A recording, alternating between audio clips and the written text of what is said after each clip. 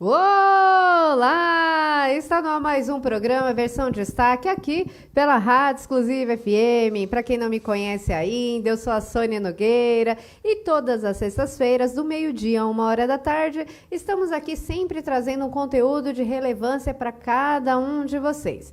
Bom, hoje o assunto ele é um assunto mais profundo, é um assunto que realmente vai nos fazer refletir, né, num todo, com a sociedade, e nós vamos abordar sobre os direitos humanos, né, e guardas municipais. Vocês que acompanham o jornal de alguma forma já devem ter visto que tem algumas imagens repercutindo aí nas mídias, e hoje nós vamos falar um pouco dessas abordagens. Estamos aqui, né, para quem acompanha já o programa já conhece, com o Major Ricardo Silva, que vem realmente contribuindo com a programação, nos esclarecendo dúvidas sobre assuntos diversos, sobre políticas públicas, enfim.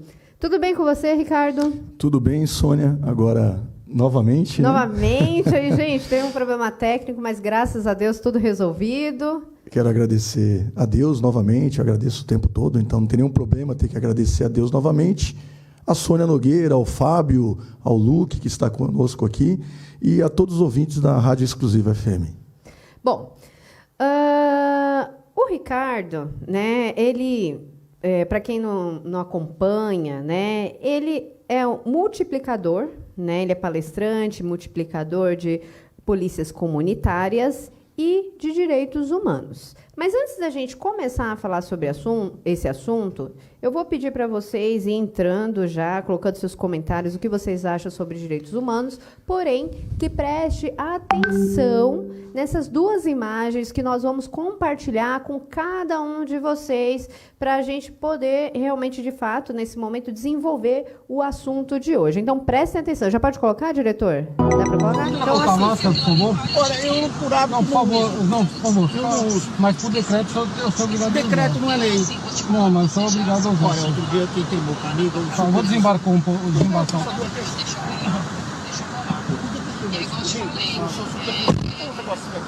Ele quer feito como tá, 450, ele faz 4,500. Aí eu peguei, amassei e joguei na cara dele. Se eu quero que eu jogue na sua cara, faz aquilo. Não, se eu jogar na minha cara, não vou fazer. Vou fazer ou você joga na minha cara? E em seguida você já fala pro Delbel. Então tá bom, pode ligar pro Delbel. Liga pro Delbel. Liga pro Delbel. 13 horas. Delbel? 13 horas. Do desembargador Eduardo Siqueira. Eduardo Siqueira, qual o seu papel? Povo bem, e o senhor, tudo calmo? Eu estou aqui com um analfabeto do PMC aqui, um rapaz. Ele falou que eu falei, vou ligar para ele, porque eu estou andando sem máscara, só estou eu na faixa de praia que eu estou. Ele está aqui fazendo uma multa e ele disse, então, eu falei, olha, isso não tem decreto. Eu expliquei de novo, eles não conseguem entender. Aí eu falei, então, mas o seguinte, você vai falar com o Delbel. O Delbel é que fale comigo, eu não falo com ele. Ele que quiser. Agora o senhor vai manter, cidadão. O senhor falou. Ele liga no Seu Hilário, o senhor não é autoridade, o senhor vai falar. Vou passar o telefone, Delbel. Eu não vou falar no celular do senhor. O Delbel está aqui. Não, imagina, você não é isso aí. Você está rasgado, você está rasgado. Se você jogar em via pública, você vai ser autuado por despejo de via pública. Tá. Não comenta. Cuidado no dado, aí faz a outra. Em Mogi das Cruzes, São Paulo, um guarda municipal foi espancado por um grupo de jovens. A patrulha tentava dispersar grupos de baile funk na região. Quando desceram da viatura, 2 guardas começaram a sofrer agressões. Um deles caiu no chão e foi atacado com socos e chutes, principalmente na região da cabeça. Um dos agressores foi preso. O guarda não sofreu lesões graves. Que estão aí acompanharam, né, essas imagens, são imagens que estão realmente circulando na internet. Provavelmente vocês viram na TV, viram na internet, provavelmente já receberam no seu WhatsApp também algumas dessas informações, dessas imagens.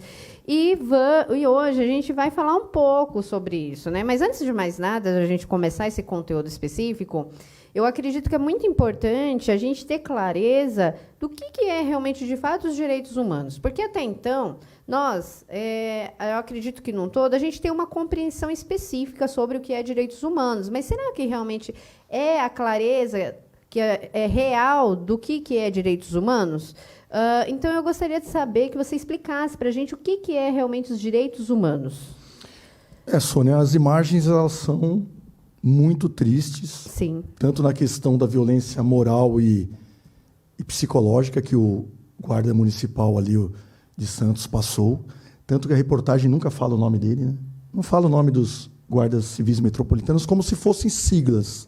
O GCM, o nome do desembargador foi citado, que é Eduardo Siqueira. Mas os dos guardas municipais nunca é citado. Então você vê que realmente existe um preconceito em relação à profissão, né, de policial militar, de guarda municipal. E nas agressões físicas que em Mogi das Cruzes, tanto o guarda municipal masculino, que nome foi citado, que chama-se Marcelo, e eu anotei agora a Fabiana, é uma violência totalmente grosseira, arbitrária.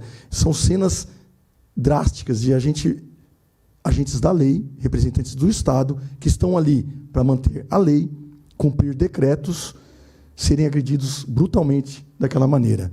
E digo para vocês, nós tínhamos uma policial, uma guarda civil metropolitana feminina.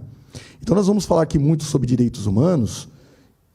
Vou ter que dar uma aula, viu, Sônia? Vou ter que explicar, porque eu vou ter que resgatar lá atrás o que são direitos humanos e de onde eles vieram, para explicar por que esses GCMs, né? Muita das perguntas vêm, por que os GCMs não têm direitos humanos? E eu vou explicar aqui que sim, os direitos humanos são para todos, porém a aplicação é diferente.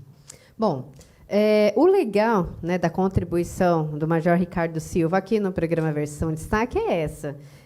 Não é um assunto simplesmente por ser um assunto. É um assunto que nos traz clareza, que fundamenta a realidade, até mesmo por se tratar também de políticas públicas. Quanto mais claras as informações nós, né, como cidadão, a gente tiver claro na nossa mente, mais fácil para a gente conseguir ter a percepção de como contribuir de forma mais positiva com a sociedade, né, como um todo, né? Exatamente. A gente procura ser didático para levar para a sociedade de uma forma bem simples e compreensiva. Por isso que nós vamos aqui fazendo ponto a ponto, explicando. Durante a nossa apresentação aqui hoje, a nossa entrevista, nós vamos citar novamente, vamos retornar com a questão do vídeo, do primeiro vídeo e do segundo vídeo. Então, eu vou falar aqui um pouquinho, vou dar um pouquinho de aula de história, né? Eu gosto muito de história, desde garoto, não sou nenhum historiador, porém eu tenho que citar que o direito, os humanos, veio do direito humanitário. O que era o direito humanitário? O direito humanitário é o direito de guerra. E o direito de guerra, ele foi criado lá nas guerras napoleônicas, lá em 1800, 803, 815, no século XIX ainda. Por que criaram-se o direito humanitário, o direito de guerra? As pessoas, naquela época, se sentiram e viram a necessidade de ter uma legislação para proteger aqueles soldados e aqueles exércitos da época. Então, os direitos humanitários tiveram a sua primeira convenção em Haia, em 1899. E o que dizia as regras de direito humanitário? São regras que o preso de guerra tem que ser tratado, alimentado. O civil, que não tem nada a ver com a guerra, ele é morador ali, ele não pode ser brutalmente assassinado ou agredido. Então, esses direitos humanitários eram para proteger tanto a sociedade civil quanto o soldado, o militar, na guerra. Isso em que ano mesmo? Isso foi em 1899, já estamos. 1899. 99. Então, a história ela é muito mais longa do que a gente poderia imaginar, né? Mais antiga, né? E depois, como que ocorreu o processo de Ele foi muito usado, esse direito humanitário, na Primeira Guerra Mundial. Aí nós já tínhamos, né, na década de 1910, nós já tínhamos aeronaves, tínhamos tanques de guerra. Então, uma regrinha básica do direito humanitário, eu gosto de citar esse exemplo, é do paraquedista. Então, o homem é lançado, né? As pessoas falam saltar, mas não é salto, é pular, é um salto. Então, o homem é lançado e ele abre seu paraquedas. Durante o seu voo, né, durante a sua parte aérea do salto, esse militar, esse paraquedista não pode ser abatido. É uma regra, é uma legislação humanitária, do direito humanitário. Então, você não pode atirar no paraquedista, no seu no trajeto aéreo, somente quando ele estiver. Parece até uma coisa meio boba, mas... Isso na época lá, quando aconteceu até as hoje, guerras. até hoje. É direito humanitário, direitos de guerra. Porém, o que aconteceu na Segunda Guerra Mundial? A Segunda Guerra Mundial teve a desgraça da humanidade, que foi o nazismo. O nazismo surgiu na Alemanha e os nazistas descumpriram todos os direitos humanitários que existiam. Todos os direitos. Esses que havia antes. Desde 1803. Eles descumpriram. Então, durante a Segunda Guerra Mundial, os nazistas descumpriram o direito humanitário, teve o Holocausto, mataram milhões de pessoas, dos civis, no caso os judeus, não somente judeus, também alguns cristãos, e foi totalmente descumprido o direito humanitário. Então, houve uma necessidade, após a guerra, em 1946, de criar a Organização das Nações Unidas e criar os direitos da pessoa humana, os direitos da dignidade da pessoa humana, que aqui no Brasil nós chamamos de direitos humanos. Então, a palavra correta, né, a frase correta é direitos da dignidade da pessoa humana. E aqui foi resumido, o brasileiro gosta de resumir tudo, né? Foi feito os direitos humanos. Isso nós já estamos em 1949, na Convenção de Genebra. Então, foi criado alguns países... E aí foi aonde que teve essa modificação? Exatamente. Criaram, então, o direito da dignidade da pessoa humana. Isso foi em 1949, após a Segunda Guerra Mundial.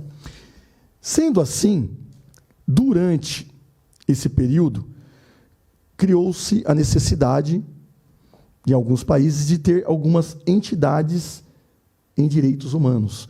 Então, com a Constituição de 1988, a Constituição de 1988, ela é uma Constituição baseada em direitos humanos, na dignidade da pessoa humana. Isso no Brasil ou mundialmente? No Brasil. Vamos falar do Brasil agora há pouco. Agora é Brasil. Agora é Brasil. É a nossa Constituição, tá? Constituição de 1988. Criou-se a necessidade, né, para a aplicação dos direitos humanos, de entidades em direitos humanos. Então, começou a criar o quê? ONGs, institutos. Então, nós falamos que hoje as entidades de direitos humanos aplicam os direitos humanos, mas só entidades, Major? Claro que não. A legislação também aplica. Toda a legislação de 1988, na Constituição, ela é baseada nos direitos humanos. Então, o que ocorre? Durante o regime militar, que muitas pessoas falam em ditadura, mas para mim foi o regime militar, na década de 70 e 80, após esse regime, com a redemocratização do país, com as diretas já, houve a necessidade, também em 1988, de criação de entidades de direitos humanos. Foi aí que começou os problemas. Por quê? O que ocorreu assim? O que é exatamente isso?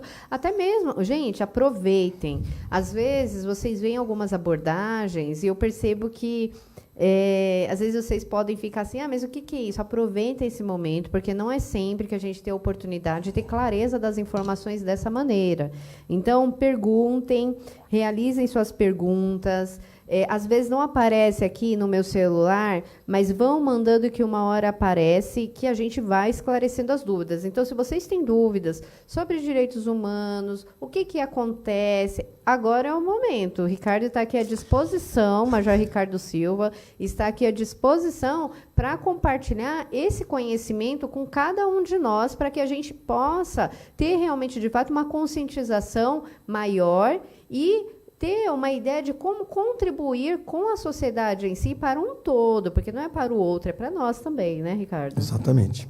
Então, a pergunta da semana foi baseada em relação aos guardas municipais, né? Onde estão os direitos humanos desses guardas? O que ocorre? Como os direitos humanos foram criados para minimizar as atrocidades do Estado, quando houver, como fazer com o agente do Estado? O GCM, o Guarda Civil Metropolitano, ali no momento, ele está representando o Estado. Como fazer? Eles não têm direitos humanos? Todos nós, qualquer cidadão, todos nós temos o direito da dignidade da pessoa humana. A legislação de direitos humanos é para todas as pessoas, é uma legislação só. Mas, Major, por que as entidades dos direitos humanos não foram atender, então, os GCMs? Eu digo para vocês, o GCM, o policial militar, não necessita de entidades de direitos humanos para defender os seus direitos. Como assim? Agora olha, aí que está a dúvida. Aí eu me coloco também no lugar de cada um de vocês que estão acompanhando, você que tirou seu tempinho aí, porque eu também preciso entender, mas como assim, né? Já vem aquele ponto de interrogação bem grandão para compreender de fato o que é exatamente isso, né, que ocorre. As entidades de direitos humanos, elas existem para atender uma parte da sociedade que você vai ficar surpresa agora, que é realmente a parte que cometeu, no caso ali, um desvio, um ato criminoso. Ou seja, realmente as entidades atendem o criminoso na parte de defesa dos direitos humanos. E no caso dos guardas municipais, quem tem que defender os direitos dos guardas municipais é o Estado, não as entidades. Por isso que a gente ouve. Mas os direitos humanos não foram atender os GCMs? Não. Mas o Estado atende. De que forma? Vou dar um exemplo simples. Eu sou um criminoso, a Sônia é uma pessoa que é uma vítima. Eu cometo um crime.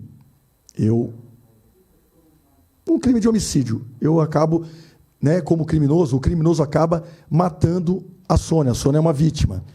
Aí as pessoas perguntam, mas nenhuma entidade de direitos humanos foi atender a Sônia. Não são as entidades de direitos humanos que atendem a Sônia. Quem tem que atender a Sônia é o Estado. Então, o policial militar vem, o guarda municipal vem, atende a ocorrência, te socorre, te leva para o hospital. Então, você tem ambulância, você tem a segurança pública para cuidar de você. Então, a aplicação de direitos humanos estava sendo feita. Ah, mas falhou. Ok, pode acontecer. Antes disso, você tinha educação, você tinha saúde, você tinha saneamento básico, você tinha entidades que aplicam projetos em políticas públicas cuidando de você. Então, você tem... Todo esse amparo. Todo amparo. Todos nós temos, né? Isso, então, todos, inclusive o criminoso. Inclusive o criminoso. Isso, que cometeu o crime. Porém, para que esse criminoso tenha direito a ser preso, conduzido para a delegacia, ser processado, ser condenado e cumprir sua pena, diante da sua dignidade de pessoa humana, as entidades vão e atendem esse criminoso. Deu para entender? Para poder, amenizar a situação ali dele. Não é amenizar a situação, é realmente fazer aplicar a lei em relação ao criminoso. Ao criminoso. Isso, manter que a lei seja aplicada para todos. No caso do GCM, que foi agredido ali, e no caso do GCM, que foi ofendido moralmente pelo desembargador, o Estado vai proteger, sim, o guarda municipal. No quesito, o guarda municipal foi socorrido, foi conduzido para o hospital, vai ter todo o tratamento, vai apoiá-lo para que ele tenha, sim, um apoio jurídico para processar aquelas pessoas que agrediu, no caso do Marcelo e da Fabiana, e para proteger também aquele guarda municipal de Santos que foi moralmente ofendido pelo desembargador. Então, o Estado vai proteger o agente da lei. Já cuida ali, Isso. dessa parte. Isso. Os direitos humanos... Tá, estamos falando do que deve ser. Do que deve ser, tá. No nosso país, nós temos que falar o que deve ser e o que acontece. E o que acontece? Vamos lá. Com certeza, aquelas pessoas que foram conduzidas para a delegacia, que agrediram os guardas municipais, foram amparados por entidades de direitos humanos. Mas como, Major? Eles agrediram o guarda municipal. Só que as entidades de direitos humanos foram amparar os indivíduos para que eles tenham o direito de defesa, para que sejam tratados com decência da dignidade da pessoa humana no distrito policial. É complicado. Olha, gente, eu realmente, assim, toda vez que a gente monta, né, vai abordar um assunto, a gente tem uma ideia, mas eu não imaginei que ia realmente, de fato, ser tão esclarecedor e tão, ao mesmo tempo, assim, impactante essas informações, né? Porque até então, eu acredito que você que está aí, ó, tem até algumas pessoas aqui comentando, a Lorena de Jesus, gostei desse tema, estou em Pernambuco. Um beijo para você, Lorena, seja bem-vindo. Tem o Felipe Manassés, abraços a todos, São Bernardo, belo tema. Felipe, muito obrigada pela sua participação também. Aqui, ó, programa Camarote do Samba, concordo com o Major, parabéns pelo programa. Enfim, vão comentando, compartilhando, porque realmente é um assunto que nos faz refletir. Às vezes a gente acha, igual ele tem colocado aqui, existe, na verdade, a diferença, né, de um e de outro da atuação, e muitas vezes a gente nem tem esse conhecimento dessa diferença de atuações.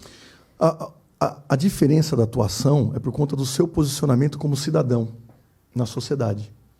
Você se posiciona, às vezes, como vítima, às vezes como autor, ou às vezes como criminoso. No caso ali, aquelas pessoas que agrediram o guarda municipal em Mogi das Cruzes, ele é um criminoso. Então, ele está se posicionando como criminoso. Tem o amparo dos direitos humanos por entidades de direitos humanos, que muitas vezes foram criadas por ideologias de esquerda, ideologias, assim, partidárias, contrárias ao governo que se posiciona no momento. Que existe tudo isso também. Aqui também. A gente não fala, a gente está aqui, de fato, esclarecendo para vocês a realidade que ocorre, né? Exatamente. Porque quanto mais clara ficar as informações, independente do partido que você tenha, das suas escolhas, a informação ela vai realmente te dar clareza da realidade, até para o seu melhor posicionamento também como cidadão. Exato. O posicionamento do guarda municipal ali, naquele momento, muito que se fala, parece que ele é uma vítima, quando ele está sendo agredido. E parece também que o policial, o guarda municipal, quando foi moralmente ofendido pelo desembargador, não parece que ele é uma vítima, mas ele é um agente do Estado. Ele está representando o Estado ali. Então, não encaixa uma entidade de direitos humanos proteger o guarda municipal naquele momento. Mas a Fabiana e o Marcelo, se tivessem em momentos de folga, em momento de vida social, eles iam ser posicionados como vítimas. Mas naquele momento eles não são posicionados como vítimas, porque eles representam o Estado. Eles estavam servindo o Isso. Estado. Mesmo sendo vítima, eles não estão posicionados como vítima, porque ali eles estão representando o Estado. Aí vem o questionamento. Não existe direitos humanos, então, para policial militar, para guarda civil metropolitano? Existe. Porque existe o direito da dignidade da pessoa humana. Só que no momento que ele está na atividade de policial e de guarda municipal, ele tem um posicionamento diferente. Ele não está no posicionamento de vítima. Ele está servindo ali, né? Exatamente. Ele representa o Estado em prol da sociedade. Diante disso, Sônia, nós vamos falar bastante como minimizar os problemas sociais, fazendo políticas públicas para a utilização do direitos humanos. Nós vamos falar um pouquinho disso. É assim, gente, o assunto é tão legal. Eu, particularmente, eu sempre tive muita resistência, eu não entendia muito bem como funcionavam esses assuntos, eu não entendia muito bem de política. Não sei se também porque eu fiquei muitos anos fora do país, mas assim tem sido muito rico todas as informações que estamos abordando aqui, né? Tanto para mim também, eu tenho até que agradecer, porque me permite também compreender melhor, né, o contexto. Correto. E, lógico, eu fico muito feliz de ter conhecimento e compartilhar com cada um de vocês que estão nos acompanhando também de alguma forma. Eu acredito que eu me colocando no lugar de algum de vocês, aí pergunta assim, né? Mas de onde que surgem essas entidades? Na verdade, quem é que cria exatamente essas entidades em prol para cuidar desse cenário? As entidades, elas são órgãos não governamentais. Não governamentais. Nós temos órgãos governamentais de direitos humanos. Inclusive, eu quero deixar aqui os parabéns para a ministra Damares, né? A ministra Damares, ela é uma mulher que está como ministra do governo Jair Bolsonaro, que aplica muito o direito da dignidade da pessoa humana. É claro que o nome que foi dado para o ministério dela também é o direitos humanos, resumiram. Mas a dignidade da pessoa humana seria mais adequado para o ministério dela. E é uma mulher que é governamental, é um ministério, federal, que cuida dessa parte de educação, de saúde pública, ensinamento, que nós vamos citar aqui como políticas públicas para minimizar os casos. E as entidades não governamentais são criadas como ONGs, institutos, que aí associações. A pessoa cria isso. É baseado em tudo em legislação. Legislação, tem a claro. legislação que Isso. apoia e a pessoa consegue ter essa entidade. A melhor legislação que tem é a Constituição Federal. É o artigo 5º da Constituição Federal, onde está tudo ali. Todo o processo que você pode utilizar em relação à dignidade da pessoa humana está na Constituição. Não há necessidade de você criar mais legislações. O Brasil é o país que cria projetos de lei o tempo todo. É uma lei que desfaz outra lei. Em época de pandemia agora, nós estamos vendo, usa máscara, depois não pode usar máscara. Agora, põe máscara, daqui uns dias não vão poder usar mais máscara. E são tudo leis, né, que vão aparecendo e a sociedade fica perdida. Então, para que nós apliquemos os direitos humanos, os direitos da dignidade da pessoa humana, vamos seguir a Constituição, o artigo 5º. Que realmente é o que é válido, né?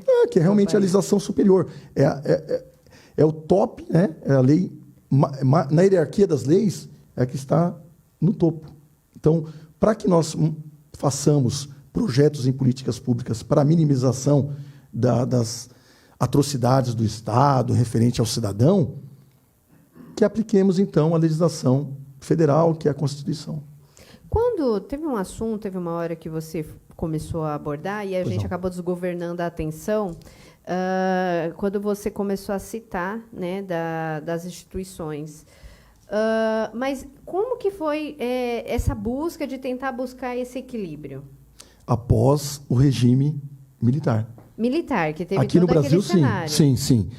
Com a Constituição de 1988, algumas entidades se viram na necessidade de criar ONGs, institutos, associações para defender os direitos da dignidade da pessoa humana, que virou isso aí.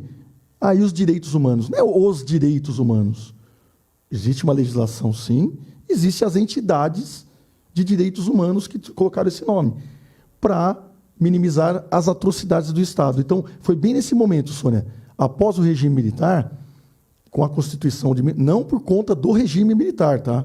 Não que no regime militar teve atrocidades do Estado. É que após o regime militar, logo em seguida, 3 anos depois, tivemos a Constituição de 1988. Após a Constituição de 1988, não só o Estado cuidou da dignidade da pessoa humana, entidades não governamentais também criaram, né, aparecem. Por isso que muitos reclamam onde estão os direitos humanos para a vítima. Não vai aparecer. Os direitos humanos, quem vai cumprir ali vai ser o policial militar, o bombeiro. É o Estado. Mas o Estado, assim, o bombeiro, que é uma instituição que nós tivemos aqui na última entrevista, né, que é uma instituição da Polícia Militar aqui no Estado de São Paulo, é um grupamento que cumpre perfeitamente os direitos humanos. A Polícia Militar do Estado de São Paulo é hoje a instituição governamental que mais aplica os direitos humanos no país. E eu digo para você por quê. Nós já fizemos parto dentro de uma viatura. Jura? Na condução, várias vezes. Isso é praticamente diário aqui no Estado de São Paulo. Diariamente você vê ocorrências, até perder um pouquinho do brilho, porque é tão comum hoje você socorrer uma mãe em estado de parto e você acabar fazendo o parto dentro da viatura. Uma pessoa que precisa ser socorrida por uma crise de asma, a ambulância muitas vezes não está disponível. Quem que socorre essa pessoa? O grupamento do bombeiro, uma viatura da Polícia Militar. Então, hoje... O Estado, então, sempre está de prontidão sim, a atender a sociedade. Não há necessidade de você ter entidades de direitos humanos não governamentais. Mas, já que tem, que faça seu papel bem feito. Não só proteção de criminoso, que faça seu papel. Que amplie essa vontade que eles têm de cuidar tanto dos direitos humanos do criminoso, que também cuide um pouquinho também do cidadão comum. Porque o Estado já faz. Ou deveria fazer. Correto? Sim, mas se a gente for olhar num contexto, olhando agora por esse outro lado, esse outro cenário, então a gente tem muito mais amparo do que podia imaginar, do que as pessoas em si começam a abordar, né, dos direitos humanos. Sim. O que ocorre? O Estado não é obrigado a nos dar saúde? Nós não temos o SUS? A gente tem. Nossos filhos não têm escola pública? Tem. Boa ou ruim, nós temos escola. Então, o Estado já está dando saúde, o Estado já está dando educação. O Estado não é obrigado a dar segurança pública? Tem. Nós temos a segurança pública. Saneamento básico. Recentemente teve a votação e teve o marco do saneamento básico. Depois de 520 anos, o Brasil vai ter saneamento básico aqui. Não é também tratar da dignidade da pessoa humana você dar esgoto, água potável, energia elétrica, não é? Não faz parte da dignidade da pessoa humana? Então o Estado sim cumpre. Porém, por uma questão política, aí é questão política. Algumas regiões do Brasil, eu cito um pouco o Nordeste, fica abandonada por questões políticas. Então, hoje, né, eu me tornei, né, um agente público, que eu sou já há mais de 32 anos, mas me tornei uma pessoa política por conta do quê? Dos projetos e políticas públicas que nós colocamos para minimizar a falta que o Estado faz, às vezes, em nos aplicar a dignidade da pessoa humana. Faz como isso, Major? Aí nós vamos explicar agora, né? Eu sei que vai vir a pergunta, aonde nós podemos colaborar com projetos e políticas públicas, não projeto de lei, projetos em políticas públicas, com o terceiro setor, com entidades, que não precisa ser de direitos humanos, para ajudar o cidadão comum, o cidadão de bem. Porque eu sempre estou de mãos dadas com o cidadão de bem. O criminoso, a lei para ele. É a polícia, é o judiciário. O meu papo é com o cidadão de bem. Não, eu tenho achado incrível essa abordagem. Temos aqui, antes de responder realmente, de fato, essa pergunta, a gente tem aqui algumas pessoas participando, ó. Ela é de Aquário, sou Andréia, de São Caetano. Andréia, seja bem-vinda. Gostei demais desses esclarecimentos. Eu também tenho que admitir, adorei também. Tem sido realmente muito rico todas as informações adquiridas e compartilhado com cada um de vocês. Obrigada pela participação. O Miraldo Almeida. Parabéns, Sônia, pelo programa e ao Major pelas palavras. Miraldo, muito obrigada pela participação. Ó, a gente tem aqui, deixa eu pegar aqui, que tem algumas... tem bastante. A pergunta. Eva Cauane. Boa tarde, Major Ricardo Silva. Como candidato, pretende contribuir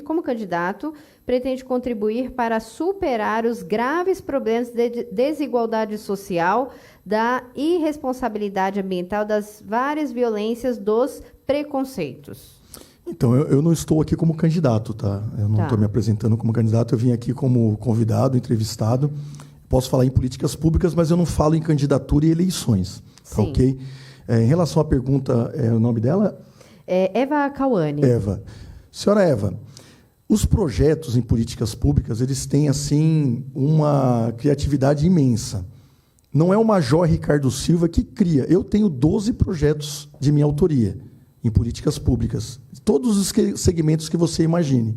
Mundo pet, proteção dos animais, ecologia, educação infantil, educação para idosos, andragogia, né, inclusão digital para os idosos. Nossos velhinhos hoje podem ter o seu celular, o seu notebook, pode ter seu e-mail, o WhatsApp, o Facebook. Projetos em relação ao saneamento básico. Projetos profissionalizantes com os meninos lá do bombeiro. Lembra que nós trouxemos aqui os meninos do bombeiro? Então, nós podemos fazer projetos em políticas públicas para todos os segmentos da sociedade. No quesito ecologia, olha, a ONG, o instituto, ou associação que tratar de ecologia, vai nos trazer o projeto, baseado dentro do sistema Coban e do método Major Ricardo Silva de fazer polícia comunitária. Nós vamos ver a melhor forma para que os problemas de ecologia não desemboquem na segurança pública, porque todos os segmentos, quando tem problema, vão explodir lá na segurança pública. Então, eu sei que a minha área, maior amplitude, é a segurança pública, mas adianta eu ficar enxugando gelo, com problema de saúde. O problema da Cracolândia é um problema de saúde. Só que dali nós temos traficantes, temos usuários entorpecentes, temos pequenos furtos, roubos. Então, eu não posso ficar só aqui na frente, com segurança pública, cuidar dessas pessoas. Então, nós vamos ter que fazer projetos em políticas públicas para cuidar da saúde desse cidadão, que já é um doente. Imagina na área de educação, então, Sônia. Os problemas que nós temos na área de educação nesse país. Imagina. Um outro desafio que é importante ser enfrentado, né? Para a gente conseguir atingir resultados diferenciados também. Sim. Se você me permite, nós vamos falar dos projetos já? Já podemos seguir? Tem uma pergunta Pois não, aqui. vamos lá. Essa é a última. Gente, o tempo passa tão rápido, mesmo com todas as coisas que ocorrem, o programa fica tão agradável e a gente quer perguntar, a gente quer entender mais, aprofundar e o tempo voa. Eu vou realizar essa pergunta porque o Rogério de Pontes, ele fez um comentário e eu acredito ser legal até a gente colocar, né, os contrapontos aqui para ele também compreender, né, o ponto de vista.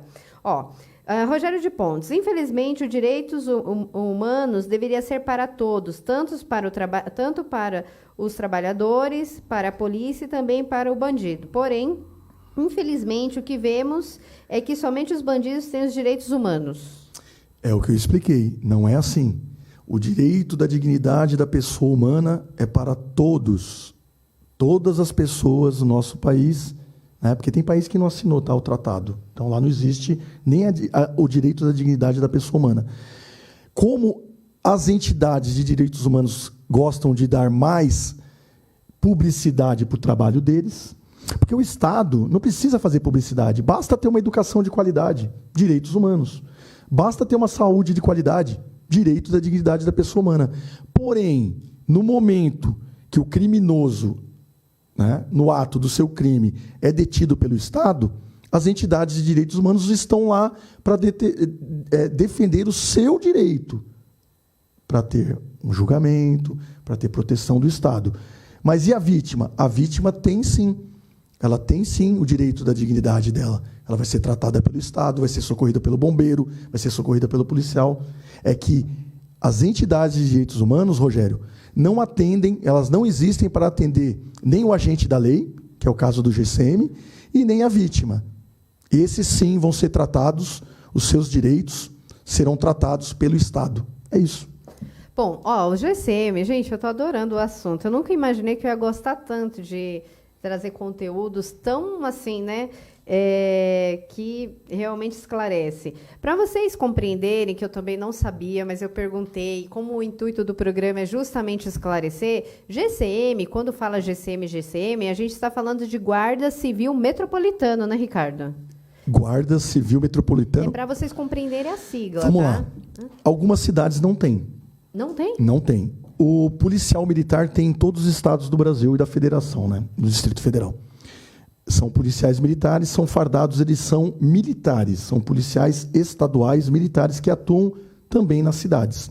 As guardas civis metropolitanas são guardas civis, é um corpo fardado das prefeituras, são como se fossem policiais municipais. Eles atuam como policiais municipais, só que com algumas restrições.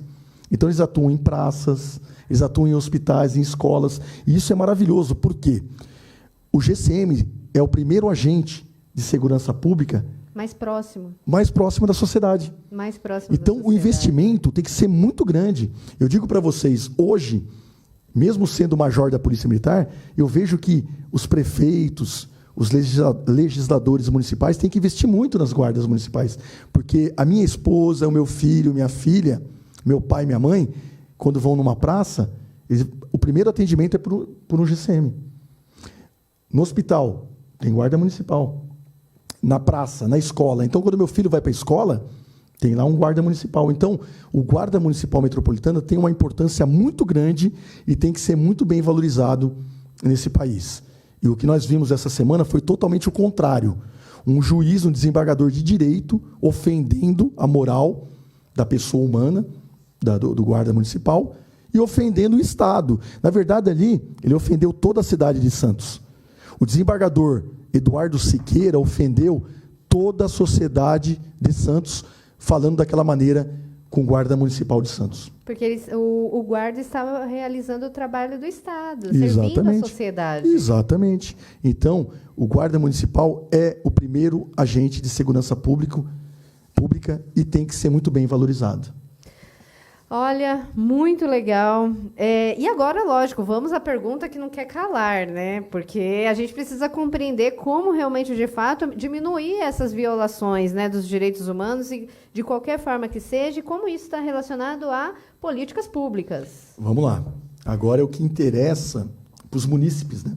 As pessoas dos municípios. Pois não. A gente sempre fala, mas provavelmente você que está aí, às vezes não ouviu, não sabe, às vezes vai falar assim, vocês estão falando só de política. Não, não é. Políticas públicas é completamente diferente. Totalmente. Totalmente diferente de política. Então, para quem não viu, tem como dar um breve resumo do que é políticas públicas para as pessoas compreenderem? Sim. Antes da gente começar a abordar? É claro. As políticas públicas são baseadas nos segmentos da sociedade. Saúde, segurança pública, educação, saneamento básico, moradia, emprego. Hoje, o desemprego no país é a conversa que mais... Um dia nós podemos fazer um programa aqui e falar só de emprego, produção de empregos. A falta de produção de empregos gera outros problemas, gera violência, gera problema na segurança pública. Os pais tiram crianças das escolas privadas e tem que colocar no ensino público. Aí você satura o ensino público. Como fazer? Se eu tenho 100 vagas de criança... Isso é um assunto excelente. Olha, gente, vocês políticas que querem, públicas. Por favor, coloquem, porque esse assunto também muito me interessa, porque eu acredito que é uma dúvida de todos, né? Porque todo mundo quer saber, mas como que acontece esse negócio do emprego e tem esses impactos? Sim. Como eu nunca fui político, hoje eu estou como suplente de deputado estadual, mas eu não tenho nenhuma cadeira, eu não atuo como político, com mandato, eu não posso falar em relação a mandato de pessoas. Por exemplo, da minha cidade de Santo André, lá nós temos um prefeito que tem que executar os projetos de políticas públicas. Nós temos nossos vereadores lá em Santo André que tem que cobrar ao prefeito a execução desses projetos e tem que criar projetos. Então, hoje um vereador, vou falar de um nível municipal, tá? Hoje um vereador, ele tem que ser craque, tem que ser especialista em criação em projetos em políticas públicas, por conta da saúde e toda aquela história que eu falei para você, educação, saneamento básico. A primeira construção. Exatamente. Para realmente favorecer a sociedade, Isso. no todo. E como o Major Ricardo Silva, na Polícia Militar, entrou com esse sistema COBAN nos projetos em políticas públicas. Como? Eu criei um método. Vamos fazer um método, vamos aplicar o sistema aqui nesse país, né? Como você disse, você morou no Japão, esse sistema é japonês. Vamos aplicar esse método nas cidades, com projetos em políticas públicas. Então, eu tenho lá uma entidade, né, uma organização não governamental, que mexe com proteção dos animais.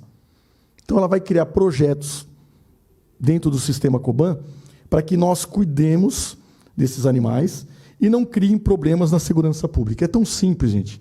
Todos os segmentos da sociedade desembocam na segurança pública. Hoje, a polícia comunitária é o segredo do sucesso da segurança pública. Sem polícia comunitária nesse país, não temos segurança pública. Pode ter policiamento de força tática, onde eu trabalhei 10 anos, temos policiamento de rota, temos policiamentos táticos, ostensivos, investigatórios, polícia civil, polícia federal, mas sem projetos em políticas públicas para minimizar lá na segurança pública, nós não vamos ter sucesso. Então, hoje, a polícia comunitária, ela cria projetos com entidades, com ONGs, institutos, associações, para fazer projetos em políticas públicas. Dei um exemplo aqui dos animais. Quer um exemplo de um acontecimento no mundo animal que eu vou ter que deslocar uma viatura para resolver o problema? Vamos dizer que você tem lá uma pessoa que tem 10 cães. E esses cães estão sendo mal alimentados. E esses cães começam a ser maltratados.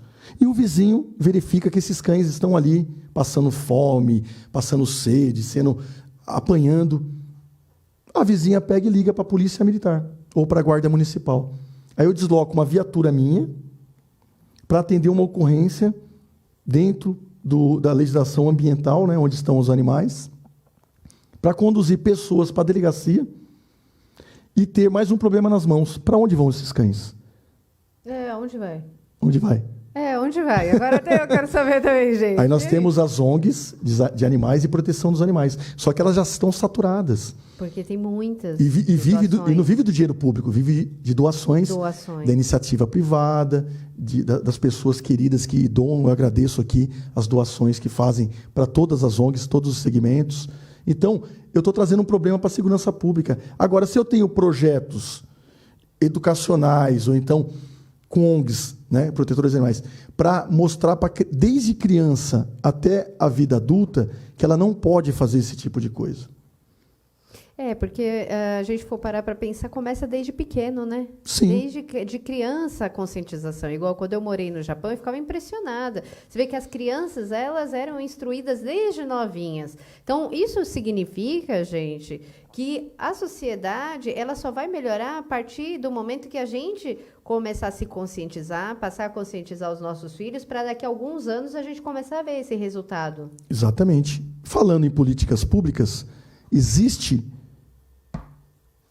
um segmento mais importante do que a educação, é o principal que desemboca lá na segurança pública. Todos os problemas de educação, hoje nós vemos, a minha mãe, meu pai, me educaram até os 6 anos de idade. Só que com os 6 anos de idade, eu fui encaminhado para a escola, onde eu ia ser educado e ensinado. Hoje, as crianças estão indo para a escola com 1 ano e meio, 2 anos de idade. Olha que situação complicada. Que é muito diferente de pegar os valores da essência dos pais. É a educação informal. A educação informal ela é aprendida dentro de casa. Só que a vida moderna faz com que o pai e a mãe vá trabalhar e deixe o seu filho numa escola ou na mão de outras pessoas. Então, nós temos um projeto educacional chamado Menor Abraçado, que pega crianças dos 6 anos até os 12. E nós resgatamos essa criança na educação informal. Ensina a criança a respeitar os mais velhos, ensina a criança a respeitar o professor. As minhas professoras, acredito que as suas também, eram uma segunda mãe para mim. A minha professora lá do prezinho, do ensino primário, era uma mãe. Para mim, eu respeitava a minha professora como eu respeitava a minha mãe, minha avó, minhas tias. Hoje, nós vemos ocorrências, né, para a Polícia Militar e para a Guarda Municipal de professores sendo agredidos por alunos. Olha só. Então, um problema educacional que poderia ser resolvido muito bem com políticas públicas, projetos ali, está desembocando na segurança pública. Quer dizer, eu estou deslocando uma viatura que era para fazer um tipo de policiamento de combate ao crime, tendo que ir lá na escola, pegar um menor de idade, às vezes de 12, 13, 14 anos, conduzir para a delegacia, chamar os pais e levar a criança para casa. Muitas vezes ocorre um crime maior, não só da agressão, né, da lesão corporal. Ocorre, como aconteceu lá em Suzano, um crime de homicídio. Aqueles garotos que entraram lá, o garoto era menor de idade, tinha 17 anos, e matou vários amiguinhos dele, matou professor, matou funcionários da escola. Então, os projetos em políticas públicas são baseados nos segmentos da sociedade. Justamente para que a gente possa construir, né? E a gente não faz nada sozinho, né? Eu acredito que você que está nos acompanhando está tendo uma oportunidade incrível de se conscientizar também, adquirir mais conhecimento e contribuir. Não tem uma sociedade diferenciada se o cidadão próprio, a gente mesmo, não fizer algo, né, para acontecer. Eu lembro uma vez, né, meio que mudando de assunto, só para fundamentar essa parte, né?